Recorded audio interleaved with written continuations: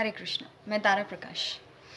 तो अभी मैं आपको थोड़ी कुछ बातों से अवगत कराना चाहती हूँ। अभी मैंने कुछ दिनों पहले ओवैसी जी की एक स्पीच सुनी, जिसमें उन्होंने बोला है कि आप जो हम पे ज़ुल्म कर रहे हो वो हम हमेशा याद रखेंगे। अभी हमारा जो समय है वो अभी हमारे अनुकूल नहीं है, इसलिए अभी हम शांत बैठे हैं। और मोदी जी कब तक रहेंगे, योगी जी कब तक रहेंगे, तब तुम लोग क्या करोगे, तब तुम लोग कहाँ जाओगे, हम लोग हर एक चीज़ का बदला लेंगे।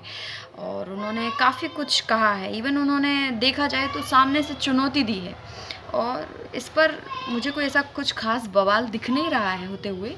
लेकिन मैंने जब बहुत गंभीरता से इस बात को सोचा, तब मुझे ऐसा लगा कि उन्होंने गलत कुछ भी नहीं कहा। उन्होंने जो कुछ भी कहा है वो एकदम सत्य है, कटु है लेकिन सत्य है।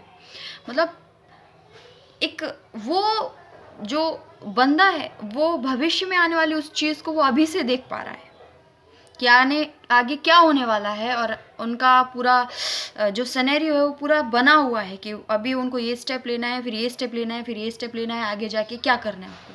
लेकिन हमारा सिनेरियो तो क्या, हमारा सिर्फ आज की प्लानिंग है। आज लंच में क्या बनना है, आज शाम को स्नैक्स में क्या, रात को डिनर में क्या है, वाइफ के साथ कहाँ जाना है घूमने के लिए, वेकेशंस में कहाँ जाना है, सिर्फ यहीं तक सीमित है। ऐसा क्यों हो रहा है? क्या हम लोग आगे के लिए कदम नहीं उठाएंगे? सब ऐसे ही चलता रहेगा। वो समझ रहे हैं। आप सोचिए, जब कोई इंसान एक किसी पदवी पे होता है, किसी पद पे होता है, जब वो अपनी कोई स्पीच डिलीवर करता है, जब वो अपने मन की बात या जो भी वो बोलता है उसका व्यक्तित्व जैसा होता है, उसका आचरण जैसा होता है, करोड़ों लोग जो उसके फॉलोअर्स रहते हैं उस आचरण को अपनाते हैं। फॉर एग्जाम्पल, अगर आज कोई सेलिब्रिटी है, उसने अगर अपनी हेयर स्टाइल बदली है, तो कितने सारे यूथ हैं जो उस तरीके की हेयर स्टाइल रखना पसंद करते हैं और वो ट्रेंड में आ जाती है। ऐसा क्यों? क्योंकि जो वो व्यक्ति है जिसने अभी अपना एक लुक चेंज किया है, वो किस एक उस स्थान पे है, उसके बहुत सारे फॉलोअर्स हैं जो उसको फॉलो करते हैं, मतलब उसको वैसा करना चाहते हैं, वैसा दिखना चाहते हैं, वैसा बनना चाहते हैं। तो ऐसे ही जब कोई इंसान किसी एक पदवी पे होता है, किसी ऊंचे पद पर होता है, तो जब वो कुछ बोलता है तो जो उसके फॉलोअर्स रहते हैं, उसको सुनने वाले रहते हैं, उसको फॉलो करते ही करते हैं। वो अपनी पोजीशन का, अपने पद का कितना गलत इस्तेमाल कर रहा है। वो लोगों को डाइवर्ट कर रहे हैं कि उनको, मतलब भड़काऊ भाषण दे रहे हैं। अगर देखा जाए, उन्होंने कुछ भी अपशब्द कुछ नहीं कहा, लेकिन ना बोलती हुई उन्होंने एकदम स्पष्ट और एकदम सटीक बात बोली है। मैं आपको कुछ पंक्तियां सुनाना चाहती हूँ। हालांकि ये पंक्तियां मैंने नहीं लिखी हैं, मैंने भी फेसबुक पे एक बहुत ही छोटी 10-12 साल की बच्ची है, उससे कविताएं, इससे पंक्तियां सुनी हैं, और मुझे वो पंक्तियां बहुत ही सटीक और स्पष्ट लगी और सत्य लगी। तो मैं यही चाहती हूँ कि एक 10-12 साल की बच्ची को इतना समझ में आ रहा है, तो हम लोगों को क्यों नहीं आ रहा है? शायद मेरी बात सुन के आपको थोड़ा सा समझ में आए, मुझे सपोर्ट कीजिए। कि भारत माँ अपने ही भार से दुखी, फटने को एक तप ज्वालामुखी, कहाँ है हमारे वीर पुत्र आजकल, और कहाँ खोया उनकी भुजाओं का बल। शौर्य हिंदू जाति का सशक्त हो गया, इसलिए विश्व से विलुप्त हो गया। अब तो बचा न सके, अगर अब तुम बचा न सके देश व धर्म, तो अपने ही देश से हो जाओगे खत्म। भारत हमारा जब अविभाज्य था, सारे विश्व में हमारा साम्राज्य था। गंधार पूरा ईरान हो गया, आर्यन पूरा अफगान हो गया। कैसा इस देश का विधान हो गया, शेष जो बचा वो पाकिस्तान हो गया। ब्रह्म देश खोकर भी आई ना शर्म, ब्रह्म देश खोकर भी आई ना शर्म, अपने ही देश से हो जाओगी खत्म। इजराइल, अमेरिका और चीन में कोई सांप रहता ना आस्तीन में। अहिंसा परम धर्म हम रटते रहे, इसलिए घाटियों पर हम कटते रहे। कश्मीरी पंडित तो निकाले गए, सीमा पार बंगाली पाले गए। कौन गाएगा हमारा वंदे मातरम, कौन गाएगा हमारा वंदे मातरम, और अपने ही देश से हो जाओगी खत्म।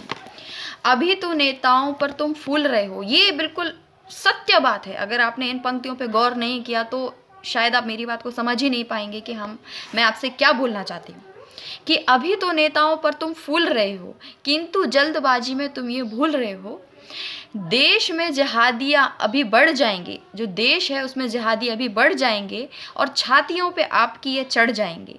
बहुमत देश में कहाँ से लाओगे? जब हमारा हिंदू धर्म नहीं बचेगा, हमारे इतने लोग नहीं रहेंगे, तो आप अपना बहुमत कहाँ से लाओगे? और आपको पता है कि मुसलमानों में एकता बहुत रहती है, वो अंदर ही अंदर कितना भी झगड़ा करते रहे, लेकिन अगर ऐसा ही चलता रहा तो संभल जाओ। आगे की पंक्तियाँ सुनिए कि बहुमत देश में तुम कहाँ से लाओगे और प्रधानमंत्री अपना तुम कैसे बनाओगे? मोदी शाह योगी जब हो जाएंगे बेदम, मोदी शाह योगी जब हो जाएंगे बेदम, तुम अपने ही देश से हो जाओगे खत्म।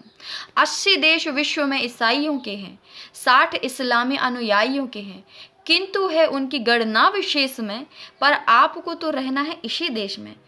वो लोग तो उनके बहुत सारे देश हैं, अगर वो इस देश से जाएंगे तो दूसरे देश में चले जाएंगे। 80 देश जैसे ईसाई के हैं, 60 हैं मुसलमानों के हैं, लेकिन धरातल के धरा का सत्य है यही, धरातल के धरा का सत्य है यही, हिंदुओं के लिए एक देश भी नहीं, मतलब हिंदुओं का भारत के अलावा हिंदू कोई देश नहीं है हिंदुओं के लिए। यदि इसमें भी चैन से रहे ना हम, हिंदू इस देश से हो जाएंगे ख़त्म। अगर इस देश में भी हम चैन से नहीं रहेंगे तो संभल जाओ हिंदू, तुम इस देश से भी ख़त्म हो जाओगे। धार्मिक छूट इस्लाम के लिए, लेकिन आदर नहीं श्री राम के लिए। शरीयत संविधान से बड़ी है क्या, और एक कौम हिंदुस्तान से बड़ी है क्या? इसमें सुधार के जो उठे ना कदम, तुम अपने ही देश से हो जाओगे खत्म। काशी मथुरा अवंतिका के नाम की अवध की भूमि श्री प्रभु श्री राम की, 7 पूरी युवा और 4 धाम की, कहीं भेंट चढ़ जाए ना इस्लाम की। 7 पूरी युवा और 4 धाम की, भेंट चढ़ जाए ना कहीं ये इस्लाम की। वेदवान कीजिए इस रुधिर धार को, अपनी बनाई सोई सरकार को, बोल के जगा दो हर हर बम बम, बोल के जगा दो हर हर बम बम, अन्यथा तुम अपने ही देश से हो जाओगे ख़त्म, अन्यथा तुम अपने ही देश से हो जाओगे ख़त्म। तो जो ओवैसी जी ने अभी एक अपनी स्पीच दी है, उसको ज़रा गौर फरमाइए, उस पर ज़रा गौर कीजिए, उन्होंने क्या बोला है और आगे हम लोग क्या कदम उठा सकते हैं उस पर भी गौर कीजिए। मैंने जो पंक्तियाँ बोली हैं उस पर भी गौर कीजिए, और बहुत बहुत आभार आपका, सपोर्ट कीजिए हमारा। हरे कृष्ण।